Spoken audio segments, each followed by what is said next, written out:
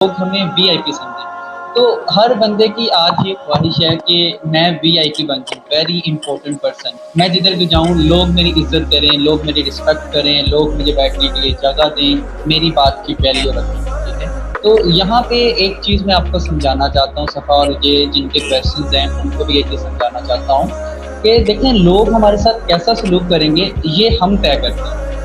ये हम समझ लें गिफ्ट में पैक करके चीज़ देते हैं लोगों को कि आप हमारे साथ ऐसा सलूक करें, लोग हमारे साथ ऐसा सलूक करें। आप खुद को वीआईपी साबित करना चाहते हैं या लोगों में आपकी तज़लील होती है, ये दोनों चीज़ें आपके हाथ में होती हैं। किस तरह आपके हाथ में होती हैं, आपका लिबास, आपकी बातें, आपका गुफ्तगू का तरीका ही ये तय करता है कि लोगों की नज़र में आपकी कदर व कीमत कितनी है। और यहाँ पे एक और मिथ की मैं चीज़ आपको बताऊँ कि अल्लाह ने आपको खूबसूरत बनाया। अल्लाह ने आपको खूबसूरत बनाया, लेकिन इस खूबसूरती को कायम रखना ये आपकी ज़िम्मेदारी है, ये किसी की ज़िम्मेदारी नहीं। अपनी कदर जब तक नहीं करोगे या जब तक तुम खुद अपने आप को वीआईपी नहीं समझोगे, कोई तुम्हें वीआईपी नहीं समझेगा।